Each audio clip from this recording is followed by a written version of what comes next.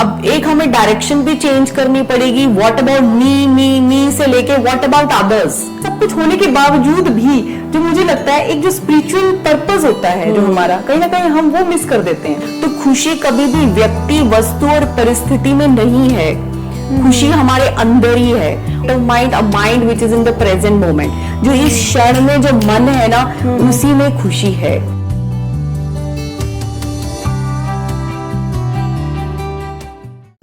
Hello friends and welcome to Pathway to Healing. आज के episode में हम एक्सप्लोर करेंगे खुश रहने के तरीकों की, यानी how to live a happy and fulfil life. और इस ब्यूटीफुल कन्वर्सेशन के लिए हमारे साथ मौजूद हैं पूनम मैनी जी, जो कि एक आर्ट ऑफ लिविंग इंस्ट्रक्टर, सहज समाधि टीचर, मोटिवेशनल स्पीकर और एक एक्सपीरियंस एजुकेशनलिस्ट भी है। तो चलिए शुरुआत करते हैं आज के एपिसोड की।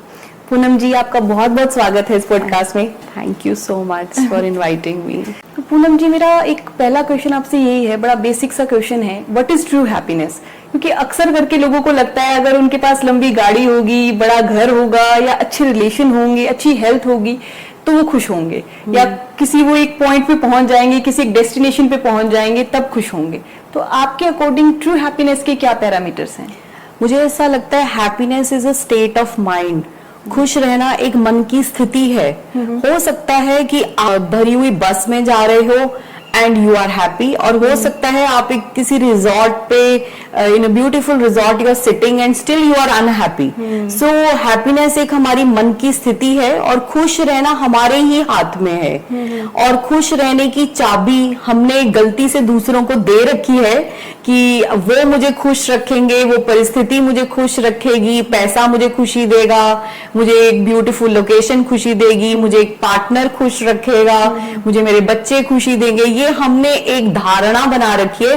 बट हमें सबको पता है कि हम जब सब कुछ मिलने के बावजूद भी, जब हमारे एक अच्छा पार्टनर मिलने के बाद भी हमें क्या लगता है, नहीं, this is not happiness, now we are seeking for something more. Now what are we seeking for? That something more is a good state of mind. And what is that state of mind? A mind which is in the present moment.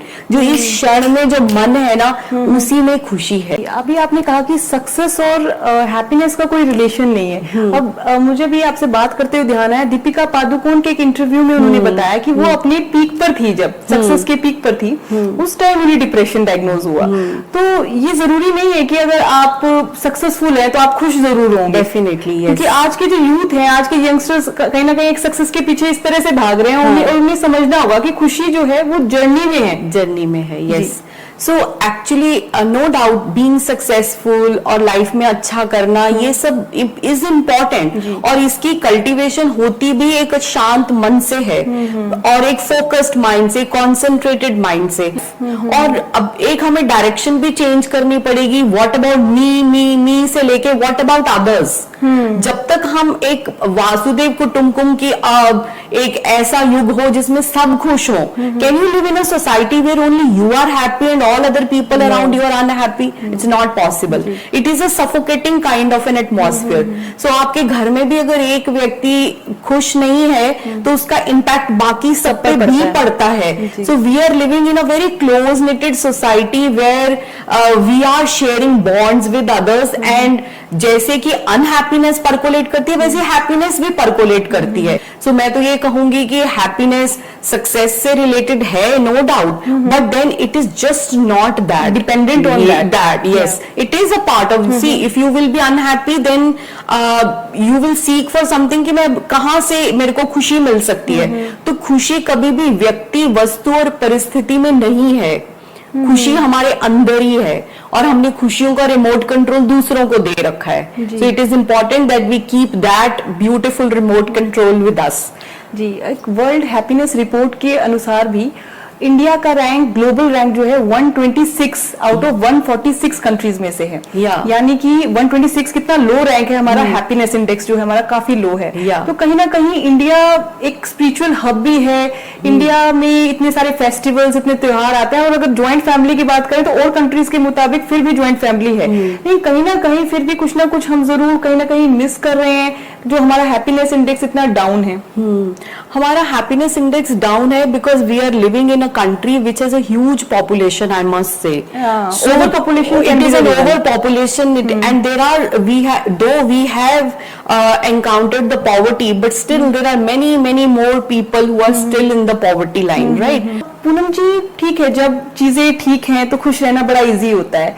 जब आजकल बहुत सारे लोग हैं जो रोटी कपड़ा मकान जो बेसिक नीड्स है उससे ऊपर उठ चुके हैं, उनके पास इनफैक्ट अच्छे घर भी हैं, अच्छी गाड़ियां भी है, लेकिन फिर भी कहीं ना कहीं बहुत सारे लोग हैं जो डिप्रेशन से या मेंटल हेल्थ इश्यूज से सफर कर रहे हैं। तो कहीं ना कहीं वो कुछ जरूर मिस कर रहे हैं। तो क्योंकि सब कुछ होने के बावजूद भी जो मुझे लगता है एक जो स्पिरिचुअल पर्पस होता है जो हमारा, कहीं ना कहीं हम वो मिस कर देते हैं।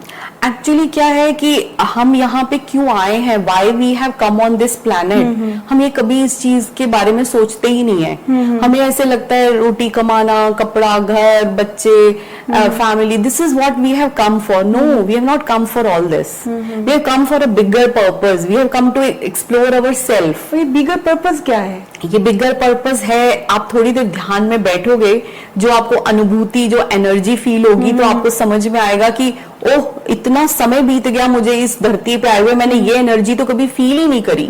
तो समझ में आता है ये एनर्जी पशु पक्षी नहीं फील कर सकते, ये ह्यूमन बीइंग्स ही फील कर सकते हैं।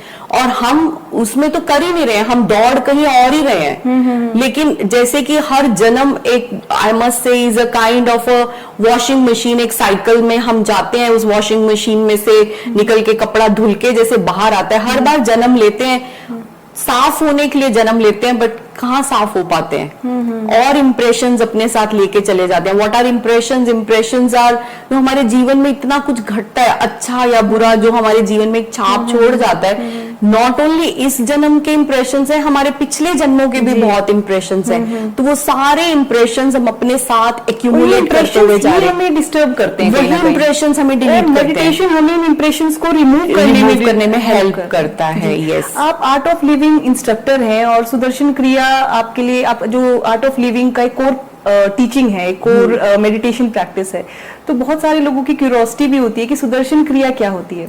Sudarshan Kriya is a breathing technique where you breathe in a rhythm. जैसे कि अगर आपको मैं एक बहुत ही सुंदर पियानो गिफ्ट कर दूं और आपको बजाना ना आता हो, तो no doubt it's one of the finest piano, but you don't know how to play, then what it will be, जो उसमें से साउंड निकलेगी, that is a noise, right? But even though you don't have an expensive piano, but you know how to play, then जो उसमें से sound निकलेगी, that will be music. So वैसे ही जैसे हम जन्म लेते हैं, हम सब में रिदम होती है. There is a rhythm of breath in us. You see in small children, छोटे बच्चे कैसा करते हैं कि अगर छोटे बच्चों को आप डांट भी देते हो तो बहुत जल्दी बाउंस बैक करते हैं वो. They forget what has happened, you know, even if the teacher scolds or the parents scold, they come back. Then थोड़ी देर बाद आएंगे, फिर से हग कर लेंगे, and even a small toffee will, you know, really help them to bring them back to their original self. उनका impression जो है ज्यादा deep नहीं होता है ना, and that हम पैदा वैसे ही हुए थे, लेकिन होता क्या है कि जैसे जैसे जैसे जैसे हम बड़े होते जाते हैं, वैसे ही क्या होता है कि हमारे को छोटी छोटी चीजें डिस्टर्ब करने लगती है, हमारी रिदम ऑफ ब्रेथ ही बिगड़ जाती है. So Sudarshan Kriya is giving you that rhythm of breath back with which you were born. So ऐसा नहीं है कि सुदर्शन क्रिया करने के बाद आपके जीवन में सब अच्छा ही चलेगा and you will always have, you know, happy people around. No, the people will remain the same, the situations will remain the same, but you will be able to bounce back to the happy state very soon. यानी कि हम situation को face करना और सीख जाएंगे छोटे बच्चे जैसे. जी. सुदर्शन क्रिया में भस्त्रिका प्राणायाम, जैसे आपने ब्रेथ वर्क का कहा, तो उसमें भस्त्रिका प्राणायाम सबसे पहले हम स्टार्ट करते हैं. भस्त्रिका प्राणायाम से नहीं, एक्चुअली इसमें Sudarshan Kriya is a rhythm of breath. उससे पहले हम अपने बॉडी को प्रिपेयर करते हैं. So we do few pranayams with bhastrika is also one of the pranayams. और मैंने एक चीज नोटिस की है पूनम जी, जैसे हम भस्त्रिका प्राणायाम करते हैं जोर जोर से सांस को जब बाहर और अंदर, तो उसमें क्या होता है, हमारा माइंड जो है उसी में ही बिजी हो जाता है. और जैसे और प्राणायाम है जैसे अनुलोम विलोम, तो उसमें कहीं ना कहीं हमें सोचने का समय मिल जाता है क्योंकि वो स्लो होती है. ये इतनी फास्ट होती है तो कहीं हमारा माइंड एक बार एक प्रेजेंट मूवमेंट में आ जाता है. आफ्टर डूइंग भस्त्रिका आपको एकदम like you feel good, because bhastrika gives you instant energy, so more the energy more happiness. So bhastrika ने जैसे ही आपको एनर्जी दी वैसे ही आपका माइंड प्रेजेंट में आ गया एंड यू आर हैप्पी। मैं सोच रही हूँ कि जो डिप्रेशन में जो लोग जो डिप्रेशन से सफर कर रहे हैं उनकी एनर्जी कितनी हाई हो जाएगी, तो उनके लिए कितना अच्छा होगा सुदर्शन क्रिया। एग्जैक्टली पूनम जी, डिजिटल दुनिया में लोग सोशल एक्टिव तो हैं बट अपने आप को लोनली बहुत फील करते हैं। हाँ, because everybody is just glued to that technological set which is, उसमें सब कुछ है, घड़ी से लेकर आपके टीवी तक, everything is there in that. So सबने वो एक दुनिया बना ली है उस सेट में। तो कहीं डोपामिन रिलीज होता है तो एक खुशी, एक टेम्पररी खुशी जरूर हो जाती है, तो उसका एक एडिक्शन भी हो जाता है। यस, एंड वो एक फ्लिप करने की आदत हो गई है। हम किसी भी रील को थोड़ी सी देख ले दिखते, then we go to the another one.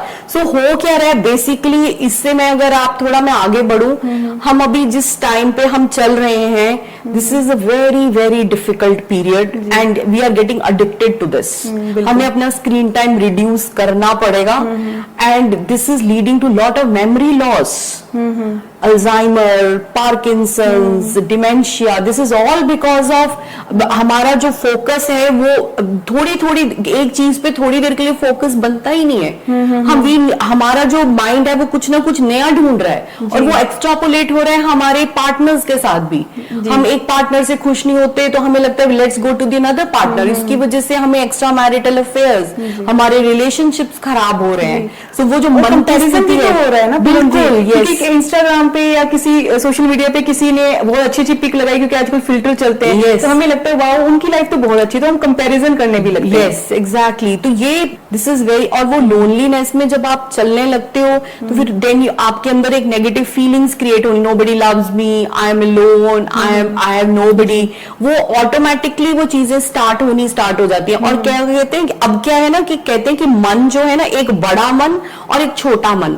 जो बड़ा मन है वो क्या करेगा, वो चैलेंजेस एक्सेप्ट करेगा। कॉन्शियस माइंड और सबकॉन्शियस की बात कर रहे हैं? नहीं, आई एम टॉकिंग अबाउट एक हमारे अंदर, जैसे सपोज करो सुबह उठना चाहिए, योगा करना चाहिए, हमें वॉक करनी चाहिए। ये कौन कहता है? ये हमारे अंदर बैठा हुआ गुरु कहता है ना, जो बड़ा मन है। छोटा मन क्या कहता है? सोए रहो, बहुत अच्छा लग रहा है, इट्स वेरी गुड। ये जो शैतान मन है, ये दोनों मन हमारे ही अंदर हैं। तो अक्सर होता क्या है कि हमारा बड़ा मन हार जाता है, छोटा मन जीत जाता है। तो अब जैसे ही आपको एकदम लोनलीनेस का ग्रिपिंग स्टार्ट हुआ कि आई एम गेटिंग लोनली, तो एकदम छोटा मन एक्टिव हो जाता है। Yes, nobody loves me, nobody does that. हो सकता है बड़ा मन सिग्नल दे रहा हो, नो है, my your parents love you this, but हम आगे क्या कहते हैं ना, जो चीज नहीं है उसी के बारे में सोच के उसको एक्सपैंड कर देते हैं। So this is how the depression starts. मतलब संग अच्छा होना भी बहुत जरूरी है। जब संग अच्छा होगा, आपके फ्रेंड्स अच्छे होंगे, आप अपनी फैमिली के साथ टाइम स्पेंड करोगे, तो अपने आप चीजें ठीक होने लगेंगी डेफिनेटली। अगेन मैं वापस सुदर्शन क्रिया पे आती हूँ। जैसे हमने प्राणायाम किया, योगा किया, भस्त्रिका किया, उसके बाद क्या होता है, कहीं ना कहीं हमारा मन शांत हो जाता है। फिर जो हम गाइडेड मेडिटेशन करते हैं सुदर्शन क्रिया में, वो कहीं ना कहीं मैंने महसूस किया है पर्सनली, वो क्या होता है, उस वक्त हमारी धरती तैयार हो जाती है, एक धरनी तैयार हो जाती है। फिर जब हम उसमें बीज बोते हैं तो वो बहुत अच्छे से ग्रो भी करता है। तो वहाँ गाइडेड मेडिटेशन भी तभी काम करती है क्योंकि इतना ट्रैफिकिंग होता है हमारे यहाँ माइंड में। तो वो प्राणायाम सबसे पहले उनको उस ट्रैफिक को शांत कर देता है, और फिर जब वो गाइडेड मेडिटेशन जो हम करते हैं वो हमारे अंदर जाती है। जैसे कि वो हमारा जो मन है वो भागता रहता है पास्ट में और फ्यूचर में, कितना ट्रैफिक रहता है ना थॉट्स का ना। कभी कोई पुरानी बात याद आ जाएगी, कभी हम प्लानिंग करने लगेंगे किसी चीज को लेके, और हमें ध्यान ही नहीं रहता कि हम अपनों के बीच में बैठे हैं, हम इस मोमेंट को एंजॉय कर सकते हैं, क्योंकि पूरा time the mind is fluctuating between past and future, है ना। तो जब आपका मन पास्ट में भागता है ना, उस टाइम आपको जनरली अच्छी बातें कम और बुरी बातें ज्यादा याद आती हैं। उसने ऐसा कहा, मैंने वो गलत डिसीजन ले लिया, वो ऐसा हो गया, आई शुड हैव डन, मुझे ऐसा करना है, फ्यूचर में ऐसा करना है, ऐसे यही सब चलता रहता है ना। तो मन जब हमारा पास्ट की तरफ भागता है ना, तो जनरली हमारे अंदर एक रिग्रेट होता है, पश्चाताप होता है, या हमें गुस्सा होता है, this should have happened like this, this should have happened like this, I should have done like that. और या फिर आपका मन प्लानिंग में लगा रहेगा। जब प्लानिंग करते रहोगे तो कैसे रहेगा, जब आप प्लानिंग कर रहे हो तो एंजाइटी बनी हुई है ना, ऐसे करें वैसे करें कैसे करें, है, और एक डर भी रहता है। So where is happiness, you are not happy. So इतनी जो ट्रैफिक चल रहा है ना, व्हाट हैपेंस जब हम क्रिया करते हैं, सुदर्शन क्रिया करने के बाद, this traffic of thoughts clears.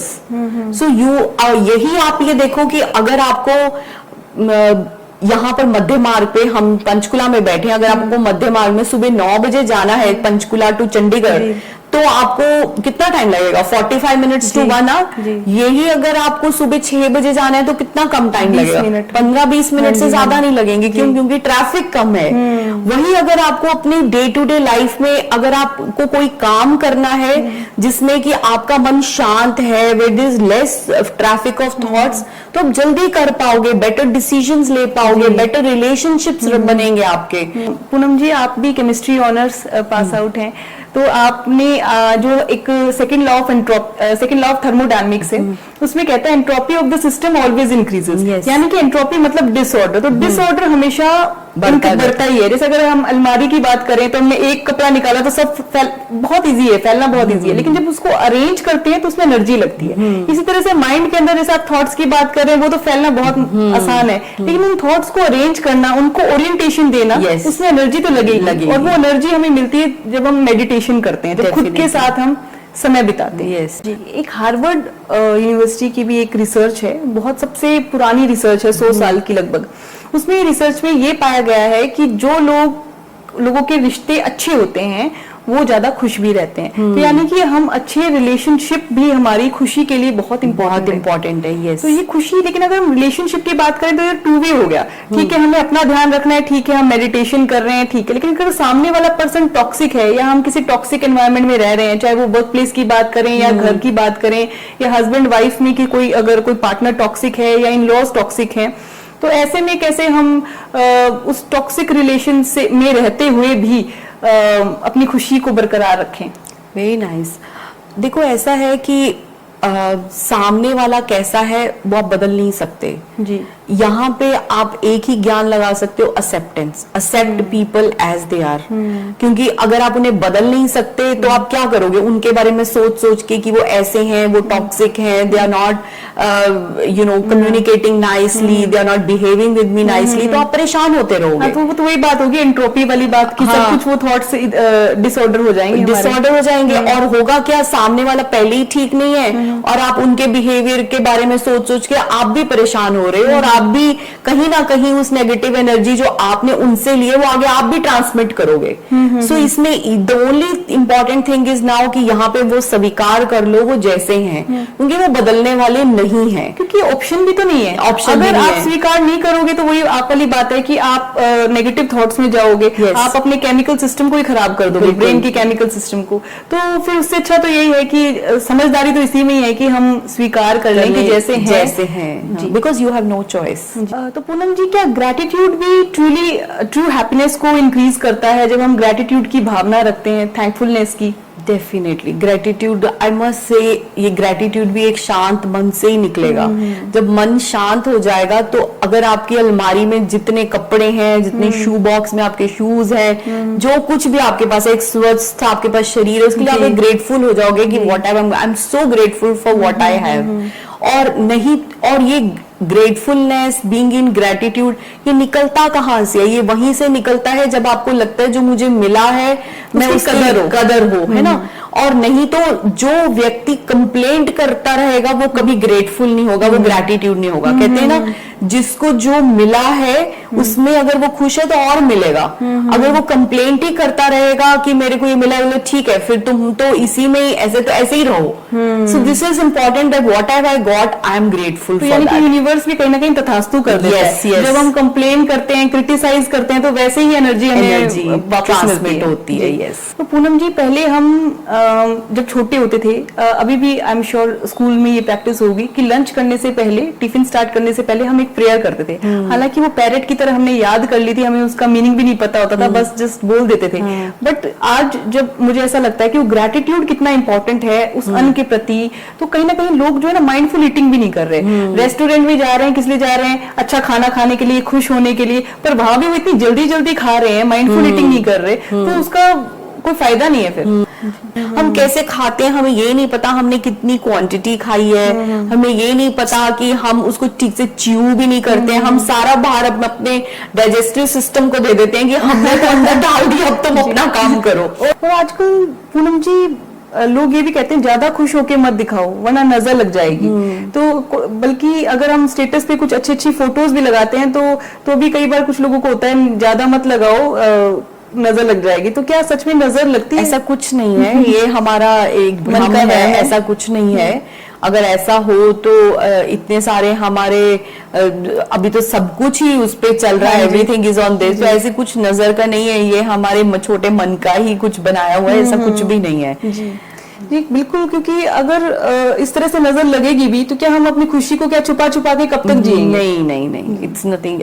When you are happy you need to express your happiness and let you should make many more people happy around us. Selfless service भी बहुत जरूरी है। जब हम कंट्रीब्यूट करते हैं सोसाइटी को तो कहीं ना कहीं हमारे जो अंदर की जो इंसानियत है कहीं ना कहीं वो फुलफिल हो रही होती है। डेफिनेटली आप खुद देखो कि when you give something to others, who is at the bigger place, the one who has given, एकदम आप एक एलिवेटेड महसूस करते हो। आप अगर वो मनी अपने ऊपर यूज करोगे तो आपको उतनी एलिवेशन नहीं मिलेगी अगर आप किसी को दोगे तो।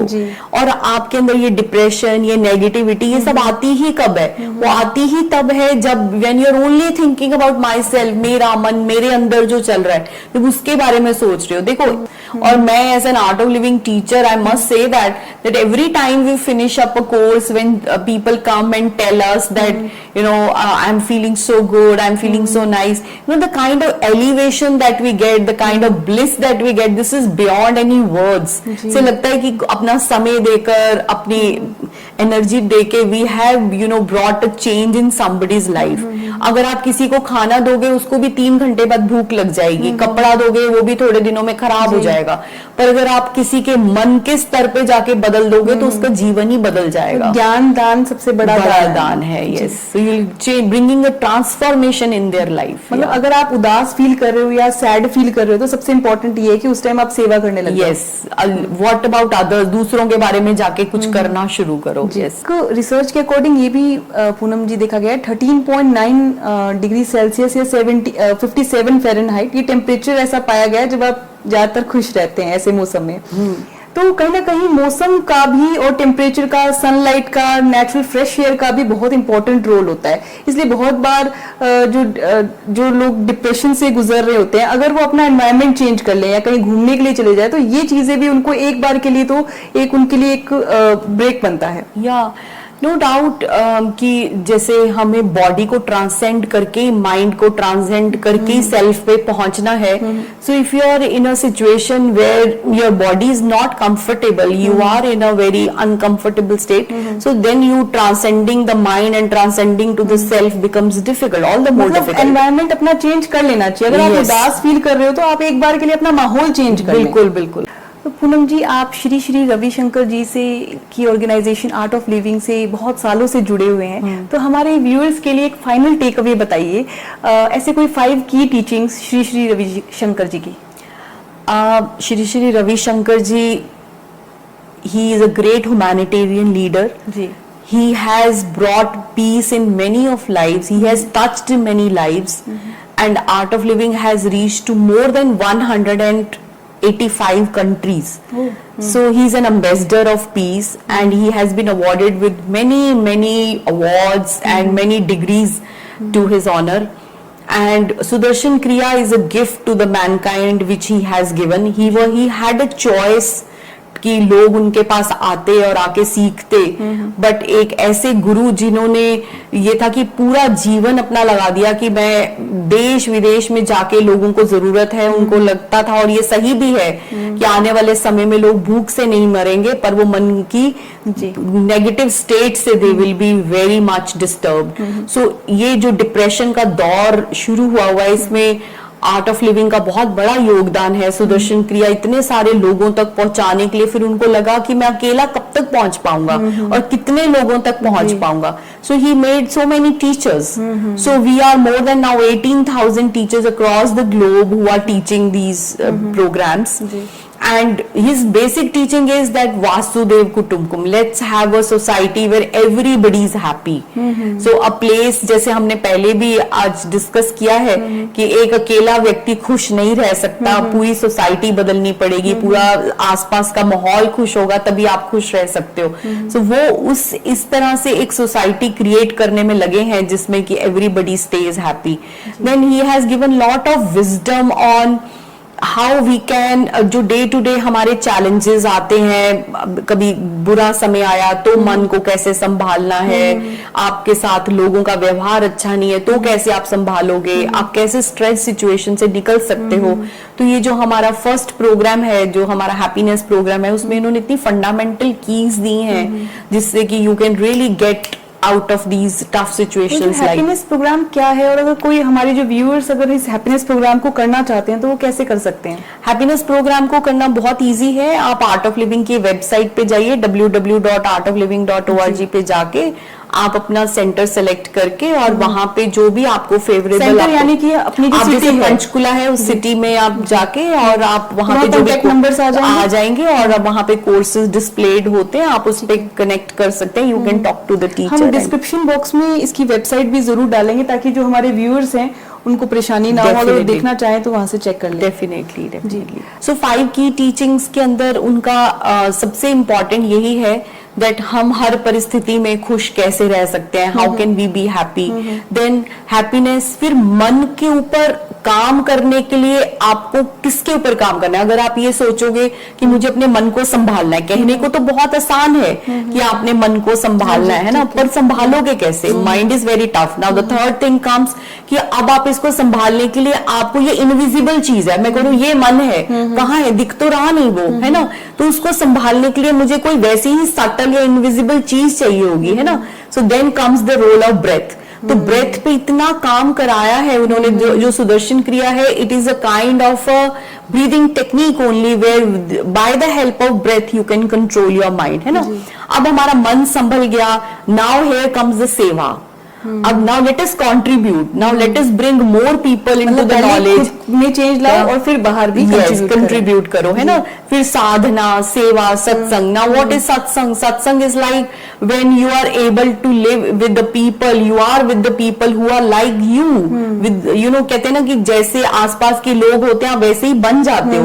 Then he has given a new dimension to the pujas. We have a Vedic धर्म संस्थान, हमारी ट्रस्ट है जो कि पूजाज में करती है. The kind of depth of the pujas and the purity with which he has brought to the human beings is commendable. जी, जो पूजा भी जो हम करते हैं, जो रिचुअल करते हैं, कहीं ना कहीं हम एक अंधविश्वास के फॉर्म में भी करने लगते हैं. तो मैं भी जब बेंगलोर गई थी मैंने भी चीज सीखी कि जब हम वो रिचुअल कर रहे हैं तो हम उसको कैसे अपने दिल से जब करते हैं तो उसके कितने अच्छे पॉजिटिव इफेक्ट हमारे प्योरिटी के साथ, और जिस तरह से मंत्रास की चैंटिंग करते हैं, उनका सही का उच्चारण, उनका ऊपर नीचे उस लय में करना, वो किस तरह से हम देवताओं का आह्वान कर सकते हैं, वो सब मैंने आर्ट ऑफ लिविंग में आके ये सब चीजें सीखी. मुझे लगता है कि अगर मैं ना आती तो ये इन सब चीजों से वंचित ही रह जाती.